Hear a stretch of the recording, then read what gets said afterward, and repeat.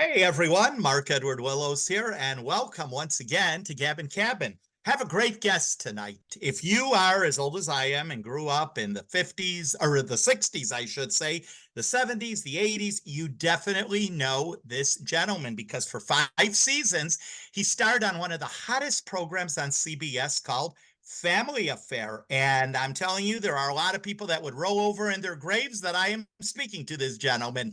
Johnny Whitaker is our guest tonight, and he played Jody Davis on Family Affair. John, welcome to the program. Thank you. It's great to be here. Oh, I have to tell you, it is truly an honor. You are speaking with a gentleman that grew up watching Family Affair. It was a wonderful program, and we're going to talk about a lot of things tonight, including your latest projects, ventures. But I guess I need to ask you what everyone probably wants to know. What was it like appearing on Family Affair as a little child like you were? Well, I always say that, growing up, I didn't know any difference. I knew that I got up for family prayer at around 6:30 Mm. and breakfast in the car by 7 o'clock to then get to the studio by 8 o'clock. Went into the studio, got into my wardrobe, then into school with Anissa and Mrs. Deeney. Mm. Then when they called me onto the set, did my lines, did whatever it was that we needed to do, came back to school, went to lunch, came home, um, went to or went to lunch, came back to the studio, went back to school, um, went back to be with uh, Mrs. Deeney and Anissa, then got back onto the set. Then, after being on the set, we would go back to school until we were finished doing school. We were done, hopped in the car, went to work. Went to home and studied my lines for the next day in the car or fell asleep, whatever. Uh, got home by about 6 o'clock. Uh, um, 6:30, we would have dinner. Uh, would continue studying my lines, and my brothers and sisters would be doing their homework. I then would we'd get together for family prayer, have family prayer, go to go to bed, go to sleep. My mother would come and sit next to me, read me my lines while I was sleeping, and then uh, that's how my day went. The life of a child actor. And I need to ask you, Johnny, how did the acting come about? Because naturally you were very young. Was it the normal route, auditions, getting an agent? How did it all begin? Or did someone just say, God, this kid's drop dead gorgeous. He belongs in pictures? How did it all start? Well, started with my sisters. Well, my father and his family, they all have um, beautiful voices. Mhm. And my dad said that if any of his kids didn't come out singing a perfect C, they weren't his kids. Oh. So we did all come out singing a perfect C, as my mother will attest. Mhm. And my sisters were singing in a um, the children's program for our congregation, Mhm. and they had a little girl who was prepared to sing with them. She got the chicken pox, and the only other kid in the group who knew the song, because I was practicing and being the backup to this little girl who got the chicken pox. So I went up and did the song Wow. as I And sang the first. I have to attest, you have an excellent voice because just recently I saw the episode on Family Affair where you sang being Mr. President. And I remember that episode's Every line. little And I was like, boy can be president, yes, can can be be president, president. can be president of the United States of America. Yes, and you were excellent. You had the high-pitched voice and all. Now, I want to just briefly touch too. Family Affair was a very unique show. Anissa Jones played your twin. In real life, you are not twins. You are not even related. How did that come about? You have to admit that is a very unique situation. Well, originally, Family Affair was set for a 16-year-old girl and a 10-year-old brother and a 6-year-old girl. I had just finished doing The Russians Are Coming, The Russians Are Coming with Brian Keith, and he insisted that I come and audition um, at the when they were doing the screen test for Mhm. Buffy and Jody and Sissy. So I was the only 6-year-old, while there were a lot of 10-year-old boys. And I worked with a lot of the different girls, and then they put Mhm. Anissa and I together. And when Anissa and I were together, they said, wait a minute, they look like twins. I was going to say magic happened, huh? Exactly. The Hollywood magic happened, and they changed the script to be 6-year-old twins instead of and then we didn't have to look exactly alike because we Right, weren't biological twins, or we were fraternal twins and not identical twins. right. Now But in life, were you and Anissa very close, like on screen? off the screen, I would say we were friends. Hmm. Um, we came from very different backgrounds. Hmm. Anissa's mother was a test and very strong atheist, and I came from a very strong LDS, Church of Jesus Christ of Latter-day Saints, Mormon family. Hmm. So there was definitely some uh, differences. I remember Anissa's mother, Paula. Well, I didn't know this until later, but she told Mrs. Deeney, our teacher, that we are not to be taught any religion at school, Hmm. and that anytime that religion came up, Mrs. Deeney was to shut the conversation down. And, of course, there are times in history where religion and history meet, Hmm. one of them being the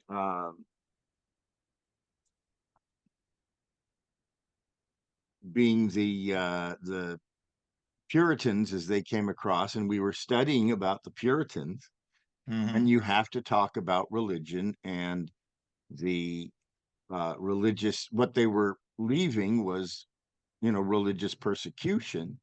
And I Hmm. happen to mention that my family is Mormon, LDS, and I have um, family who came across from England and suffered persecution right here in the United States because of um, religious persecution. Hmm. And so, he's, "Oh, what really? What was that?" And I started talking a little bit about the Mormon faith and Mhm. my ancestors, my great great great grandfather, and my great grandfather, one on my father's side, the other on my mother's side, and just started explaining a little bit. And as I got a little bit too religious, Mrs. Deeney said, "That's fine, John. Well, thank you very much." Mhm. And I said, "Well, wait a minute. I haven't gotten to the good part yet." And she goes, Mhm. "Well, that's about all we can really talk about." And I said, "Why?" Interesting. And she said, "Well, it's not appropriate in school to talk about God." And Mhm. Anissa said, I believe in God, but don't tell my mother I said that." Interesting. Wow. See, it was even that way back in Hollywood. Now, I also wanted to just briefly touch too on Family Affair being a show. Tell me, Johnny, if you would agree or disagree. It really was before its time. I mean, let's face it, Mr. French, gentleman, Brian Keith, Uncle Bill, two guys raising kids. Back then, that was unheard of. Today, it's very common. So would you say that really was way ahead of its time, the show? Well, of course, Sebastian Cabot and Brian Keith were heterosexual men, or at least that's Mhm. what we believe. That, Right. we don't know. Mr. French may have had something from Miss Faversham, Yeah. but we know that Uncle Bill had a plethora of young ladies that he was Oh, up dating. teen every episode. So, with that, today it would definitely be gay men with Sure. Sure. family But that back was then, no one really thought of it that way. Or if they right. did, you didn't dare say it. Exactly. Anyway, um, Yeah. so just that fact, very strongly possible, yes. Hmm. Um, and but hey, to each his own. We all Sure. It's a beautiful thing, and the fact that two men could raise Hmm. children that aren't their own, if necessary. More power to them. Now, we need to talk about your latest venture, which is something very exciting. Not only did you star on Family Affair, you were also for 2 seasons on Sigmund and the Sea Monsters. It was actually 3 seasons, Three, oh, excuse me, 3 seasons. Okay. And you worked 29 with, episodes. wow. And of course, that show was created by the famous Sid and Marty Krofft, who are probably, or I should say, were the greatest puppeteers that were ever around. Now, how I did just that spoke with I just spoke with Sid this afternoon. really? Yes, And he's how, doing at 94 years old, and he's doing excellent. wow. That is fabulous. Now, how did that come about? Now, most actors are very lucky to be in one series. You were in two, and both of them were hits. And I mean, Well, not actually, I really was in four. four, okay, but right after Family Affair, boom, you just went into another one where some actors go off into wherever. How did that all come about? Well, I had an excellent agent. Her Mhm. name is Mary Grady, or was. She's now gone at 94 herself, about Mhm. 3 years ago. Um, and Mary made sure that I was working all the time, even when Family Affair was on hiatus. I Mhm. continued to work. I did 3 episodes of Gunsmoke. I did Bonanza. I did Bewitched. I did Mhm. Green I Acres. remember Bewitched, Jack and the Beanstalk. I did 2 episodes of Green Acres. So I was very prolific as a Sure. child actor. And when I finished Family Affair, I was supposed to be doing a that summer. Well, I did 4 Walt Disney films in 1971, and I was supposed to do another Disney film when my agent wanted me to audition for Tom Sawyer, and I said I can't do that because I'm going to Boy Scout camp. And she said, "Well, just meet with him." So I did, and I got the role for Tom Sawyer. After Tom Sawyer, Sid and Marty Krofft wanted me for the new series, and I said I wouldn't take it unless I got to be producer at 13 years old. And so I did. I got to help cast my little brother, Scott Colden, Mhm. and got to do other little things. And we did music for the first season. Mhm. After each show, I sang a song and had an album called Friends. And, so I was one of the youngest producers in Hollywood.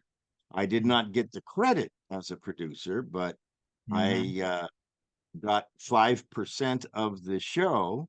So I'm extremely happy that we have the Sid and Marty Krofft channel.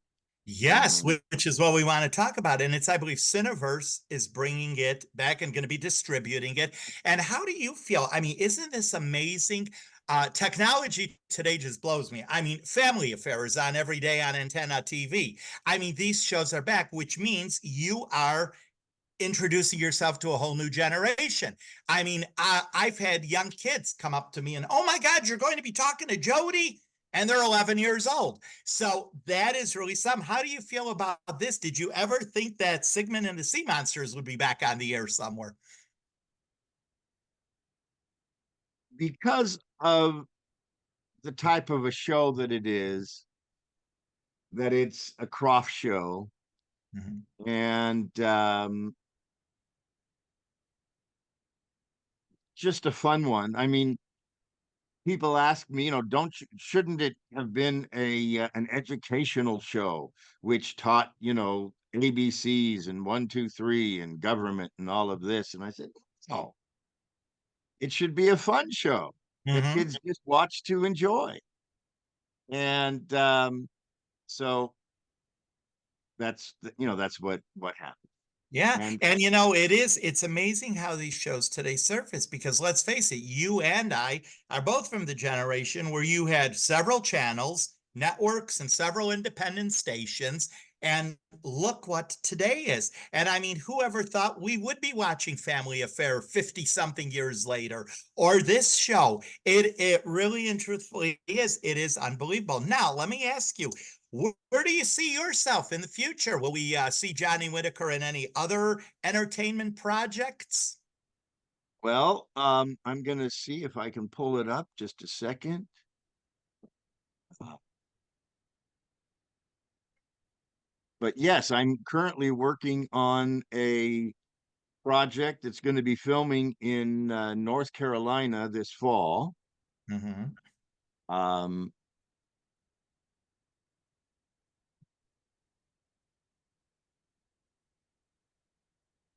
and it is up. If I can share my screen, or if you go to www.skybluemovie.com, and that's SKYEBLEU movie.com, you can see it. And Okay. basically, with my partner and best friend, D. Bryant Liggins, myself, we wrote a script that is a short film. It's a SAG short film, and it's called Sky Blue. It's all about a young mixed race black girl, white and black. Her father is white, her mother's black, and I am the only relative after my son dies and leaves her orphaned. Along Mhm. his My son and his wife leave her orphaned. And so it's what a southern white racist, white supremacist would do when faced with the fact that he has to take care of his mixed race granddaughter. Wow, that is an interesting storyline. I have a feeling that's going to be a big hit. Well, anyway, Johnny, listen, we are just about out of time. Wonderful having you on the show. Once again, Sigmund and the Sea Monsters coming into Sid and Marty Croft channel. Be looking for that. Family Affairs still all over the place. Antenna TV, different platforms, I guess YouTube, whatever. And I guess, I mean, back in the day, everybody used to joke about I Love Lucy never going away. Well, guess what? Either it's Family Affair or any of the projects that you have been involved in. And that is absolutely wonderful. Is there any final thoughts, messages you'd want to tell your fans? Something I would not think of asking you that you want them No to know about problem. Johnny Whitaker? I am a person in long-term recovery, meaning that for 26 years, I have not had a drink or a drug. Well, that And, is wonderful. We applaud that. and on September 14th of this year, I will be having a Zoom meeting, which is celebrating lives lost and lives recovered. We celebrate the lives of those who have died due to a overdose or alcohol death, and we announce their names. And because Anissa is one of the first that I've had to deal with, Right, uh, exactly. Don Grady's sister, um, she was my stepsister, foster sister. Her mother was my agent, Lonnie O'Grady from the Eight is Enough It is show. enough. Yes. And Anissa, her, and then Dana Plato. I was Dana Plato's last manager before she passed. Mhm. And I also have a very dear friend whose son died of fentanyl overdose. And I have a god nephew who died of a fentanyl overdose.